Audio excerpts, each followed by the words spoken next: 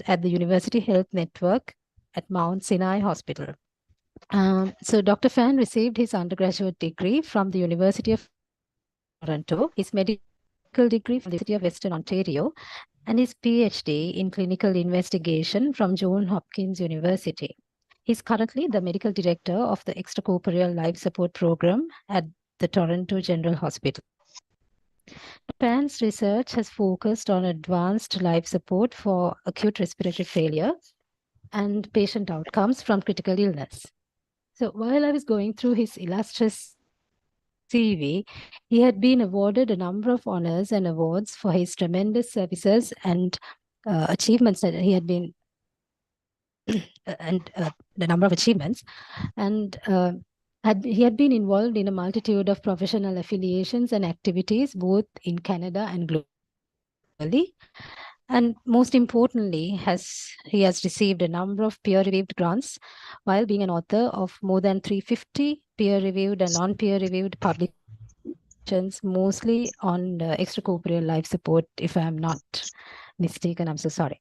So it should be none other than you, Dr. Eddy, to talk to us on this topic today.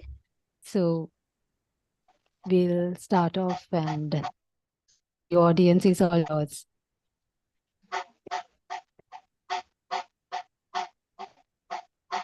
Great. Thank you so much for the invitation. Happy to join virtually. Hope someday to be able to visit your beautiful country. Yeah, appreciate the opportunity to speak today about driving pressure and mechanical power in patients with acute hypoxemic respiratory failure. Can you see the right screen? Yes, we can see the screen. Okay. I don't need to change it. It's the right view. I think we're seeing the presenter's view. Okay, I'll switch it. I mean, tell me if this one is that better? Yes. Okay.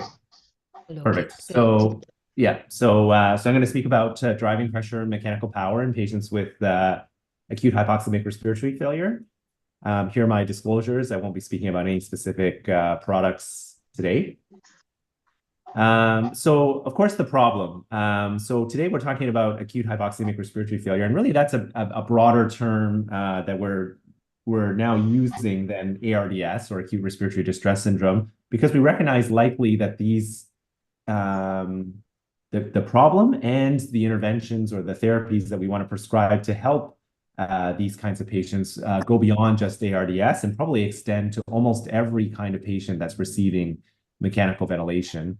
But when thinking about at least the epidemiology of the problem, we performed this study called LungSafe a number of years ago now, before the pandemic. So now we can think about things before the pandemic and after the pandemic, but sort of before COVID in 2018, called LungSafe. And here we were trying to understand the global epidemiology of ARDS.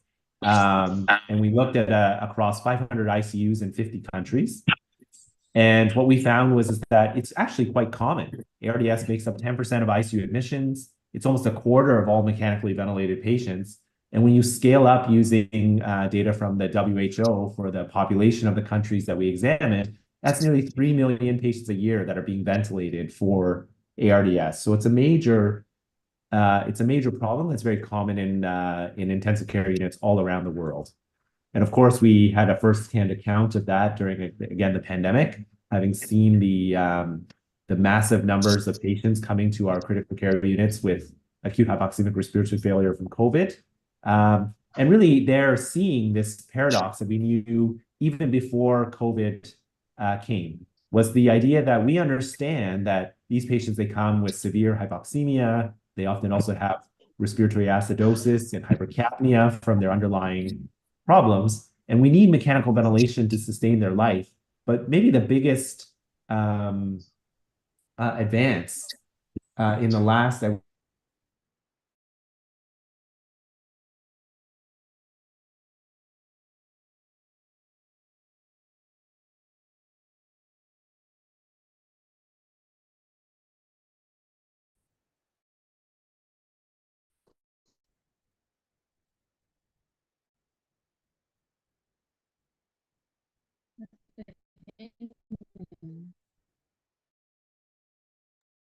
Sorry, perhaps you were, yeah, sorry. So I was saying that sort of the advance in our understanding of these patients who require mechanical ventilation is the idea that mechanical ventilation in and of itself could be harmful.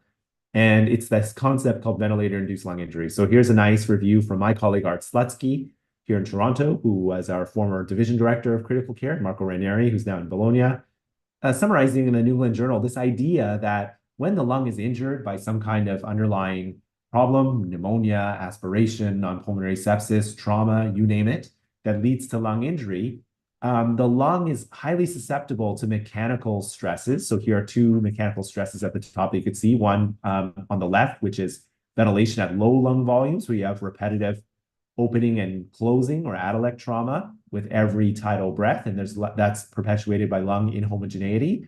And you can also have mechanical stress at high lung volumes, right? So you could see here on the right, when the patient gets over distended or hyperinflated, you can have injury both from high pressures and high volumes, and that over distension injury also leads to mechanical stresses.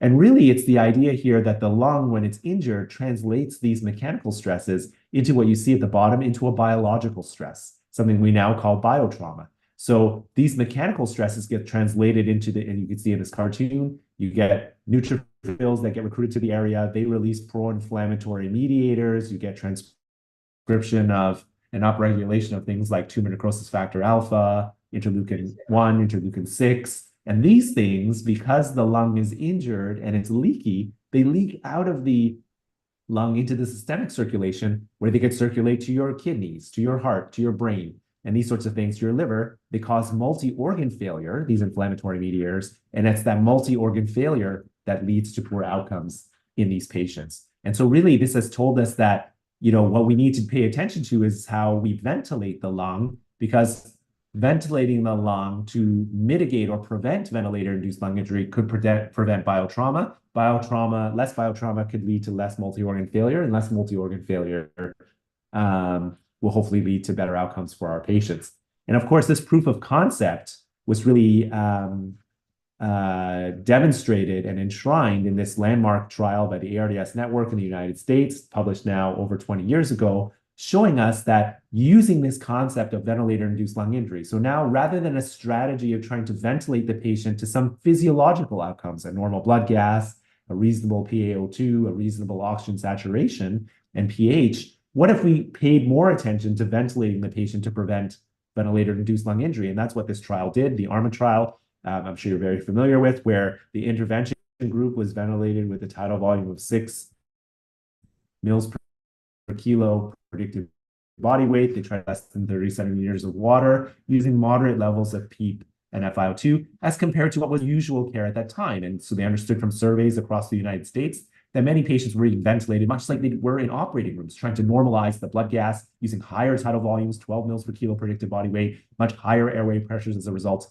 in these patients. And what they found was the goal was to randomize 1,000 patients, but they stopped the trial early after 861 patients were enrolled. And they found a nearly 9% absolute risk reduction in death in the group that was randomized to low tidal volumes and low airway pressures. Again, helping to show that using a strategy that focused on limiting ventilator-induced lung injury led to a very dramatic reduction in mortality. I challenge you to think of an intervention in medicine that has such a large 9% reduction in death.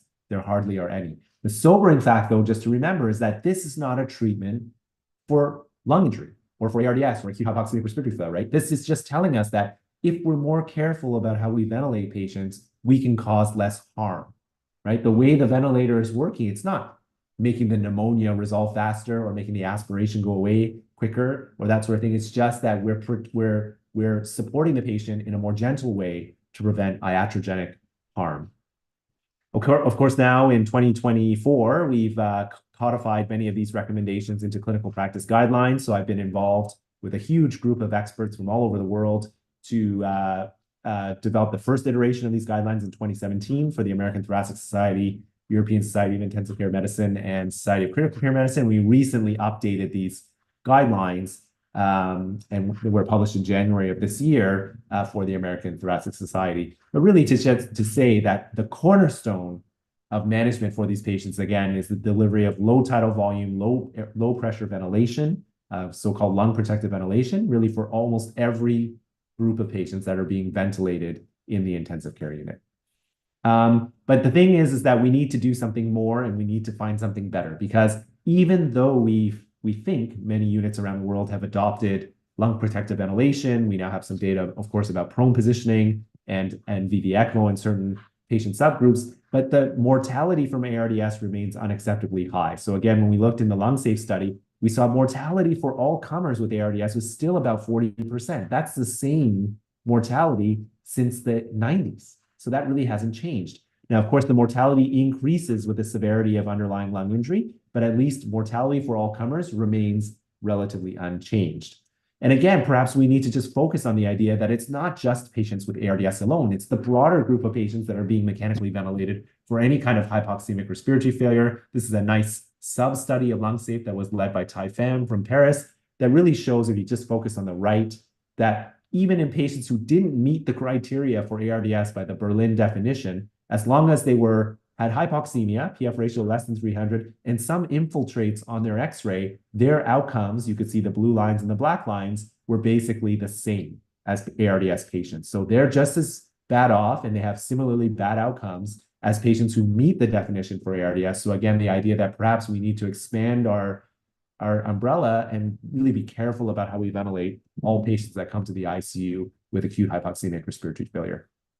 So today I want to talk about going beyond low tidal volume ventilation or lung protective ventilation. And of course, now in 2024, there's these two hot topic concepts of things that we might want to consider as new targets to enhance lung protection. And of course, again, like I said before, the idea here is that if we have ways to reduce ventilator-induced lung injury further, then maybe that would translate to less biotrauma, less organ failure, maybe better outcomes for our patients. And of course, today we want to focus on this idea of driving pressure, which has sort of become increasingly popular as a target for mechanical ventilation. And of course, we'll talk a bit about driving pressure really is that sort of more closely represents the true distending pressure of the lung. And in a static patient, that's the difference between plateau pressure and peak. And also the concept of mechanical power. So that the idea here that perhaps rather than just thinking of a ventilator parameter alone, maybe having a basket of parameters that sort of tell us how much energy is being delivered by the ventilator breath by breath to the injured lung, because the injured lung has to dissipate that energy. Okay, that might be the sort of more closely tied to the mechanism of lung injury. And again, so maybe the idea of reducing mechanical power as a holistic concept might be a better target for mechanical ventilation in these patients. So we'll talk about each of these in turn. So driving pressure, again, I think you're probably more than aware, has been really popular in the last 10 years since the publication of this landmark paper by Marcelo Amato and colleagues in the New England Journal, looking at the association between driving pressure and survival in ARDS patients. So this was a retrospective study looking at 9 RCTs of lung protected mechanical ventilation, where they pooled all the data together and they looked at driving pressure. And what you could see here in this graph is the risk of death plotted against driving pressure. And what you could see, of course, is that the higher the driving pressure, the higher the risk of mortality. It actually looks pretty linear. Perhaps there's an inflection point around a driving pressure of 15, where the risk might be slightly lower in these patients. But again, it seems to suggest that the lower the driving pressure, the lower the risk of mortality. And again, of course, driving pressure in these patients was defined in static patients who weren't breathing, so deeply sedated and or paralyzed, as the difference between plateau airway pressure and PEEP. And we kind of like the idea of driving pressure because it intuitively tells us that we're scaling tidal volume to the respiratory system compliance. And so again, the idea here is that how we normally set tidal volume on the ventilator is to scale it to predicted body weight, because we know in mammals, your height sort of better tells us what your ideal lung size is, and you're trying to scale tidal volume to lung size. But probably even better than that, because we know that in a patient who has lung injury, they don't have their whole lung available for mechanical ventilation. They have a baby-sized lung available for mechanical ventilation, right? This concept that was coined by Luciano Gattinoni, the baby-sized lung. So scaling tidal volume to respiratory system compliance better scales the delivered tidal volume to the actual baby lung. And so therefore, we're not trying to deliver too much tidal volume and too much pressure to the whole lung, which is not available, but really trying to figure out how much tidal volume we should deliver to just the lung that's available here. And that's what makes driving pressure so attractive as sort of the next level, if you will, of thinking about how we could more gently ventilate the lung. And again, we have data that suggests that this is probably not a bad idea. So when we look at lung safe again, we looked at quintiles of driving pressure, and the higher the driving pressure, again, the higher the risk of death. But again, is that telling us anything different? Because when you look at plateau pressure, you get the same kind of relationship. The higher the plateau pressure, which we should be measuring in patients who are being mechanically ventilated, the higher the plateau pressure, the higher the risk of death. So is driving pressure really giving us any more information? We'll have to see. Even using real world data. So this is real world data from 2 centers in the United States using their EMR to look again at driving pressure. And again, this sort of tacitly accepted threshold of 15 centimeters of water for driving pressure. And what they could see is that, again, in patients who had higher driving pressure, so driving pressure over 15, the risk of death was higher as compared to those with low driving pressure. They had fewer ventilator-free days and longer hospital length of stay, although that wasn't statistically significant. And there seemed to also be some effect modification depending on how stiff your lungs, in that the patients with the higher elastance, remember that elastance is the inverse of compliance. So higher elastance means lower compliance. Those patients also had similarly worse outcomes. And again, this idea of extending it beyond just ARDS, this is a nice study by Serena Sahatia from Johns Hopkins using data in their healthcare system, showing again that you could see a very clear association between higher driving pressure and mortality in ARDS, but you saw the same association in non-ARDS patients. So again, this idea that it's important perhaps for us to consider the broader group of patients who are being mechanically ventilated, it seems to hold true that how we ventilate almost any patient that comes to the ICU that's needing invasive mechanical ventilation, that we should be paying attention to their tidal volume, plateau pressure, and driving pressure, because it matters in non-ARDS patients as much as it matters in ARDS patients. Of course, the challenge at the moment is that, like many things in the ICU, you have a few of these high-impact publications, especially the one by Marcelo Amato in the New England Journal, and everybody jumps on the bandwagon and starting to adjust mechanical ventilation according to driving pressure. But I think we need to have a pause, because again, at the moment, all we have are small clinical studies, observational studies. We don't have any randomized control trials looking at a strategy that targets driving pressure as compared to the current standard of care, which is, again, low tidal volume, low plateau pressure ventilation, that there's any difference or benefits, and there could be harms, we don't know, from that strategy. So again, at least the French guidelines that recently came out, they said the available data do not allow recommendation, to be made regarding respirator settings based solely on limiting driving pressure.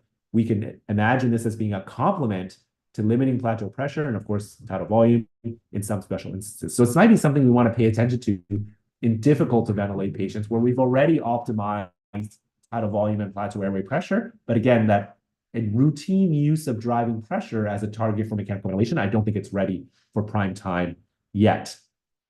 There's lots still to figure out. Who should we be doing this in? This is nice work from my colleague here in Toronto, Ewan Gallagher, who looked again at available data from previously published randomized control trials. So again, showing that higher driving pressure led to higher mortality. There seemed to be effect modification by your underlying, again, respiratory system elastance. So depending on how stiff your lungs were. And so what he found was actually the patients with the higher elastance, lower compliance, stiffer lungs, they typically had higher driving pressure, and they were the ones that had the most benefit from lowering tidal volume. So there's some heterogeneity of treatment effect. We might not need to focus on driving pressure on all patients who are being mechanically ventilated. We seem to need to maybe perhaps pay the most attention to those with the stiffest lungs. They have the highest risk of adverse outcomes, and those patients seem to be the ones who benefit the most from lowering tidal volume to lower driving pressure. So we might want to figure out which patients are the ones that we want to target the most.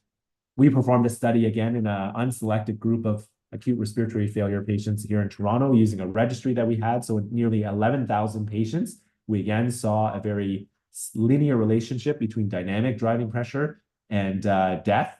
And the interesting thing here in the middle is that relationship held true almost across the entire duration of mechanical ventilation. So the idea that maybe you only had to pay attention early on, at least wasn't necessarily supported by our data. It was important sort of over the course of maybe at least the first 2 to 3 weeks of mechanical ventilation. And again, here on the right, you could see there was evidence of effect modification in that the sickest patients, here measured by PF ratio, so the most severe lung injury patients seem to get the most benefit from limiting dynamic driving pressure. So again, very similar results, but again, in a broader group of patients, not just those with ARDS. And then finally, again, what is the right timing? The data I just showed you from Toronto, at least in a large observational cohort study, suggested perhaps we need to think about it over the entire duration of mechanical ventilation. These data from Greece suggest that perhaps, again, the most bang for your buck is early on in the course of mechanical ventilation, which again, maybe fits with the underlying pathophysiology. Early in ARDS, these patients are more inflamed. The lung is more susceptible, perhaps, to lung injury at that time. And as you get into the later stages of mechanical ventilation, as ARDS or lung injury transitions to a fibroproliferative phase, perhaps focusing on driving pressure, tidal volumes, plateau area pressure is less important. And that's what they showed in this very nice single center study, where you could see that when you looked at limiting the association between driving pressure at day 7 and mortality, there's a very linear and significant relationship between higher driving pressure and higher mortality. That started to wane as you looked at day 14 and day 21, where by day 21, there was no significant association between higher driving pressure and higher mortality. So again, suggesting that although it may be important to look broadly here, maybe up to day 14, but again, probably the biggest bang for your buck is early during the acute phases of lung injury and mechanical ventilation in these patients.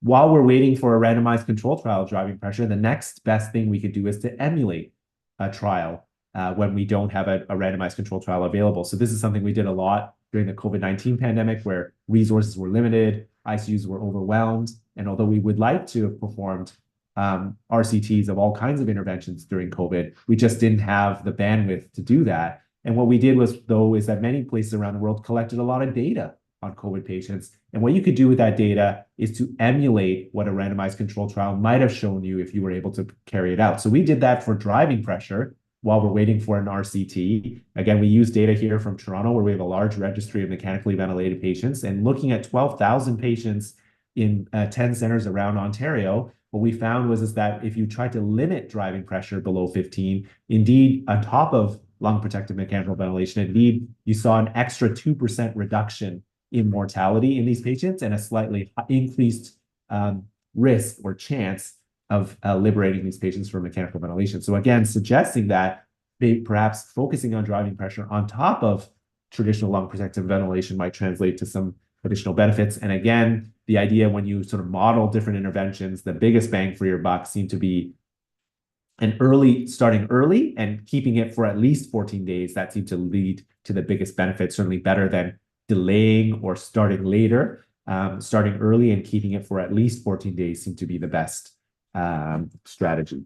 When we published this trial, there was a lot of questions about why we had chosen dynamic driving pressure rather than static driving pressure. So you might recall that in Marcelo Amato's original paper, the idea there was to look at patients who were deeply sedated or paralyzed. They weren't making any respiratory efforts, so that you could take the static driving plateau pressure and subtract P from it to get the driving pressure. We decided to look at dynamic driving pressure because, again, we find that we know actually both from studies like ARMA and the LungSafe study that plateau pressure is infrequently measured in clinical practice, so that less than 50% of patients, even in the ARMA trial, had plateau pressure measurements during the trial. It's even less common in clinical practice. And when the patient starts to breathe spontaneously, it's not, although it's possible to measure plateau pressure, it's often not measured as well at all either.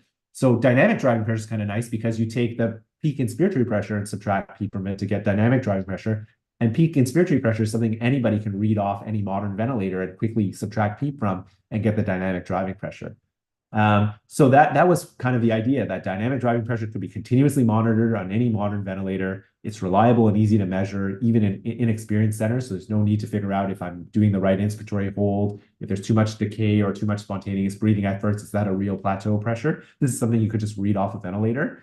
And again, the idea is that perhaps dynamic driving pressure is not perfect, but maybe if you get a very high value in certain patients, that might trigger you to measure a static pressure if you don't sort of believe in the dynamic driving pressure that you see. But at least in our study, we figured that some of the benefits of dynamic driving pressure, apart from its ease and feasibility at the bedside, is that dynamic driving pressure in spontaneously breathing patients, so those that are making big efforts, likely underestimates transpulmonary driving pressure. And if that was the case, it would have biased our results to the null. So the fact that we see an effect suggests there might be even a bigger effect in patients who are not making breathing efforts. And again, across multiple sensitivity analyses where we did limit the analysis to patients who were not breathing, and we could measure static driving pressure, we found the same results.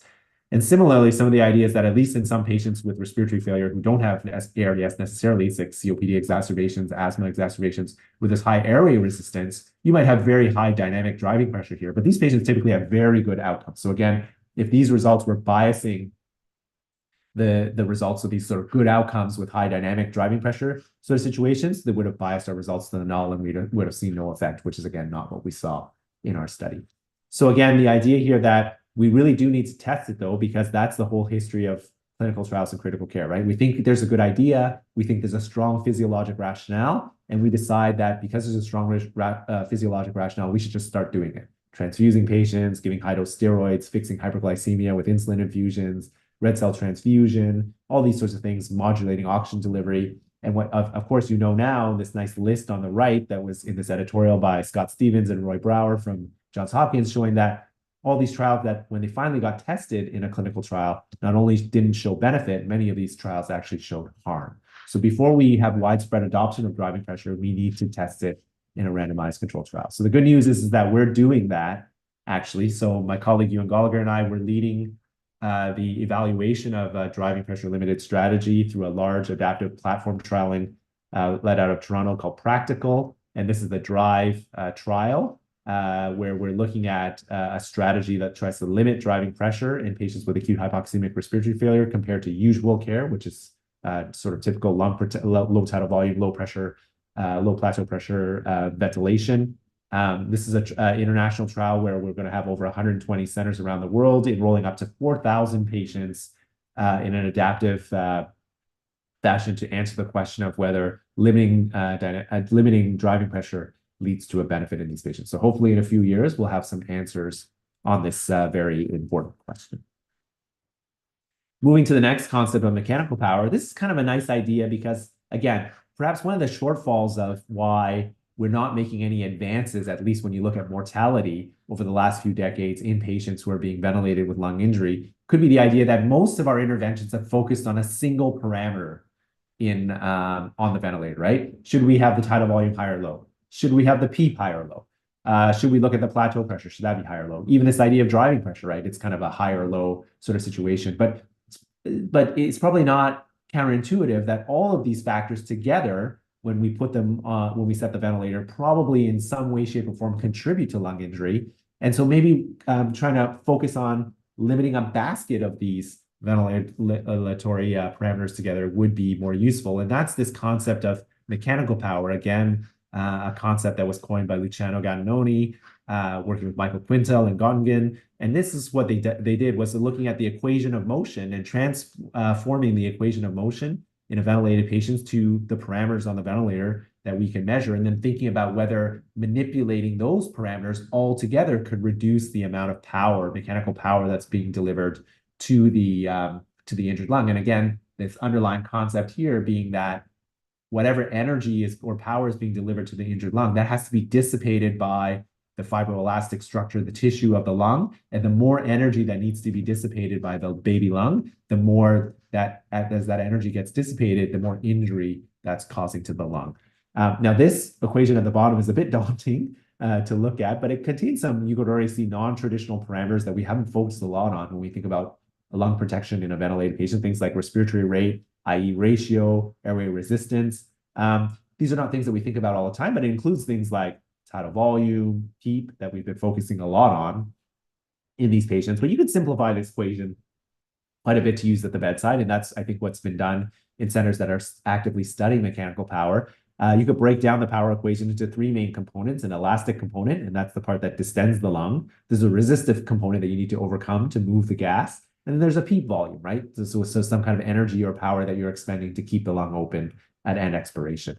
And you can sort of simplify that in many patients to this equation in the middle, which is commonly used. So you're looking mainly at factors, again, like respiratory rate, tidal volume, PEEP, and driving pressure, okay? And here is also a term for dynamic driving pressure amongst those patients who are breathing spontaneously. But again, the idea that perhaps focusing on these parameters like driving pressure, tidal volume, respiratory rate, and PEEP all together to reduce mechanical power might be the way to go. And again, the idea here that when you have the baby lung, that's pictured here in black, patients who have a smaller baby lung have to dissipate all that energy in a much smaller surface area, and they're more prone to ventilator-induced lung injury compared to a patient who has milder lung injury and a much larger baby lung.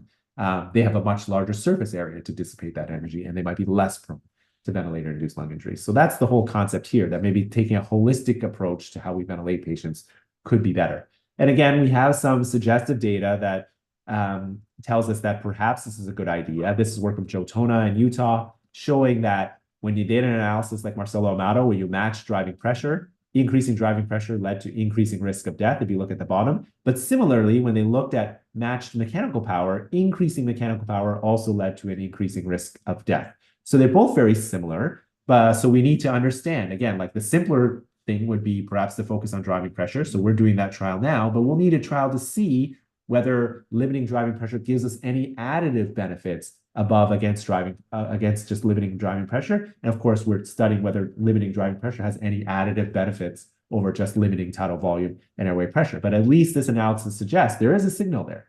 Higher mechanical power is associated with higher mortality. This is a complex study led by Marcus Schultz from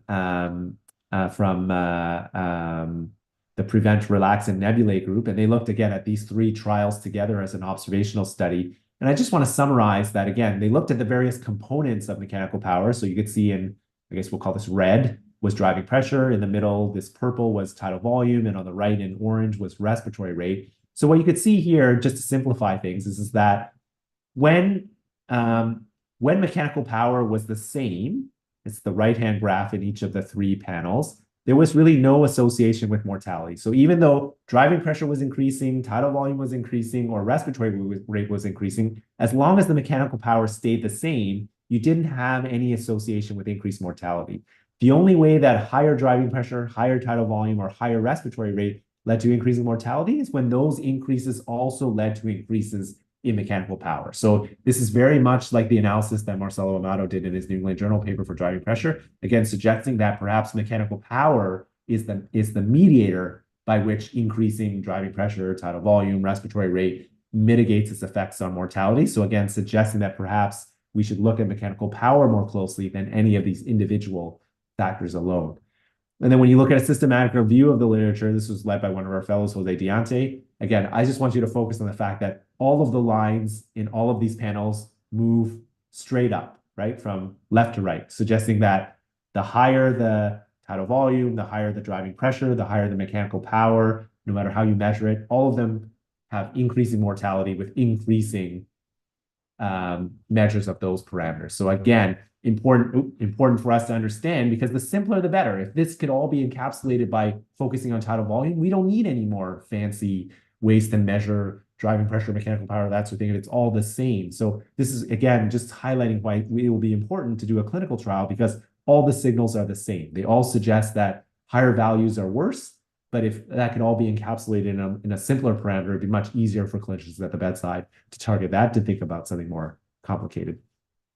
Like the driving pressure story, we found that there's probably some heterogeneity of treatment effect. Again, this is a nice study led by Eduardo Costa and Marcelo Amato, showing again that there's probably trade-offs to be had. If you focus first on the right, is that depending again on whether you have high or low compliance matters, because those patients who have the lower compliance seem to benefit the most from low mechanical power that's delivered by using low tidal volume and low driving pressure. And perhaps the trade-off there is that you need a higher respiratory rate to have a sort of adequate gas exchange. Whereas those who have less stiff lungs, you can have higher tidal volume and higher driving pressure and lower respiratory rate, and their mortality is kind of flat across the range of predicted tidal volume. And what this all suggested was this on the left is that when you look at the mechanical power equation and you simplify it even further, is that if you're focused mainly for mechanical power on two main factors, which is driving pressure and respiratory rate, it seems that driving pressure is 4 times more important than respiratory rate when you're thinking about mechanical power. So again, mechanical power seems to be a neat concept, but in the end, most of the effects, at least in this study, seem to be driven by driving pressure. So maybe, again, to keep things simple, all we need to do is focus on driving pressure. Unclear how much extra gains there would be by thinking about the other components of mechanical power, like respiratory rate. At least in this study, driving pressure was 4 times more important than respiratory rate. So what do we do now? So we need more studies. And I just caution you, like, again, not to say that physiology isn't important. And again, this is a nice editorial from Art Slutsky, my colleague, that's published almost 15 years ago now, saying that we love physiology in the ICU, right? That's all that we sort of think about at the bedside. It's seductive. A deep understanding of physiologic principles is important. But again, that we've gotten it wrong so many times in the history of ICU, where we try to adopt practices or interventions based on physiologic rationale that, again, at the end of the day, not only prove to not be beneficial, but could actually be harmful. So we need to move carefully. And again, when we're thinking about just mechanical power as a example, because we don't have a clinical trial, it's difficult to understand causality. High mechanical power or even high driving pressure might just be a marker of lung injury severity. We don't know that intervening on that variable actually will lead to benefits. Of course, we're building a whole story here, and all the data that we have available suggests increasingly there's a causal role for both driving pressure and mechanical power, but that's ultimately why we have to test it in a randomized control trial.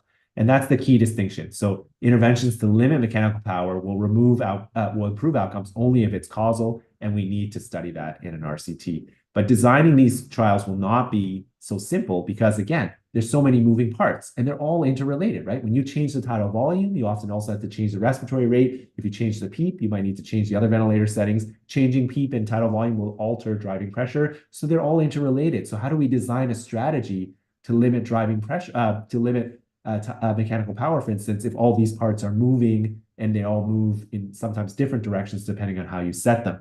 So various different settings, right? High PEEP, low tidal volume, low PEEP, high tidal volume, or, just examples, high or low respiratory rate can give you the same mechanical power, but what's the right settings for each of those individual components? We don't know necessarily the safe thresholds for all of them, and could they be different in different patients who have different causes of lung injury? So here's an example, at least from the animal world, again, from Luciano Gattinoni, showing that, again, when you have the same mechanical power, at least looking histologically, you have the same degree of lung injury. So HP is high power, LP is low power. So no matter how you got those different power settings, whether through setting tidal volume, respiratory rate, or PEEP, as long as the same mechanical power was delivered, you had the same kind of injury. So the idea here is that, okay, so if we just sort of target the same level of mechanical power, it may not matter how we set these things together. But again, there might be limits. So this is, again, a further study by Luciano showing that, well, there might be a threshold for PEEP. So even though different levels of PEEP, as long as the mechanical power is the same, might lead to the same histological injury in animals, but at least in some other experiments, there does seem to be a threshold where sustained PEEP above a certain level could lead to further ventilator-induced lung injury and could be lethal in certain animal models. So again, we need to work out what the safe thresholds could be. So one, what is the right mechanical power threshold?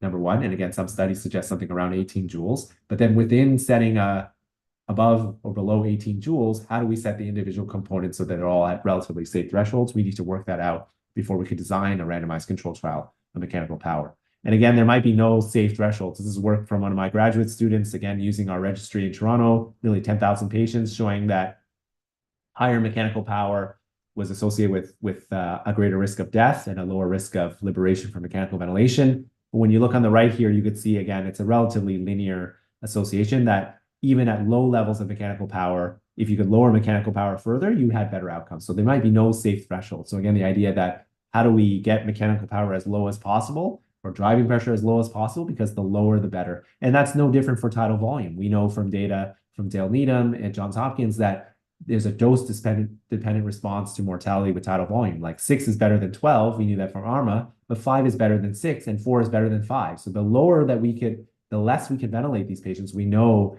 that we can get better outcomes. Again, we're doing sophisticated work. This is work from one of my former graduate students, Martin Erner, trying to dissect how best to figure out what safe thresholds are safe for respiratory rate and driving pressure when we're thinking about mechanical power. This is work in progress to try to use, again, causal mediation models to understand what those thresholds could be. So more on that in the future. And again, we think that maybe if you're thinking to its logical limits, we now know that things like extracorporeal support can facilitate, sort of very lung protective ventilation to the point where if you replace injured lung function with something like ECMO, maybe you don't need to ventilate the lung at all. And in this small physiologic randomized crossover study led by my colleague Lorenzo Del Sorbo, we saw exactly that biotrauma occurs even when you're delivering very low tidal volumes, 2.5 mils per kilo in a linear fashion. So again, the logical idea is that if I can reduce driving pressure to zero, have the patient extubated, not breathing, just on CPAP and on ECMO, perhaps that would be the ultimate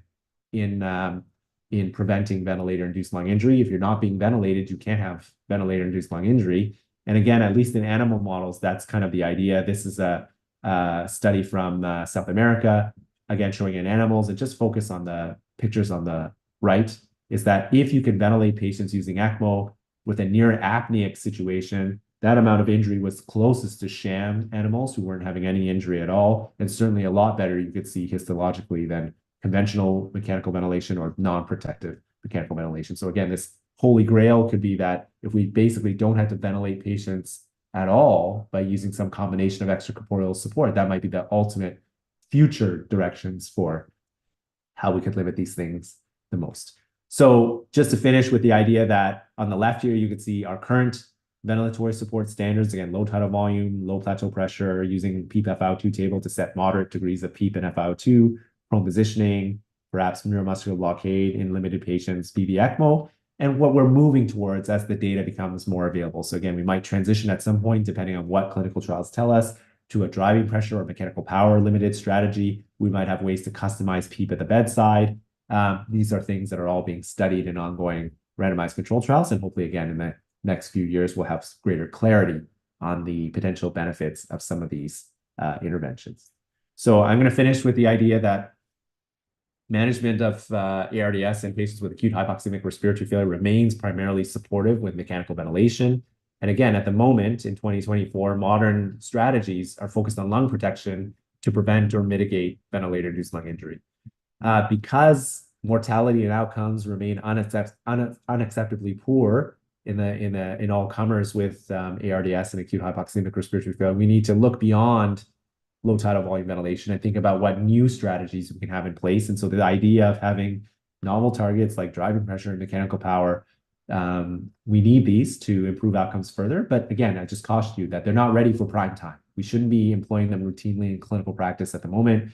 They have a strong physiological rationale. We're building up the clinical data to support them, but we need randomized control trials. Again, as I sort of showed you, not only is there strong data about driving pressure, but even when thinking about mechanical power, it seems to be the main driver of mechanical power. So driving pressure is a good place to start.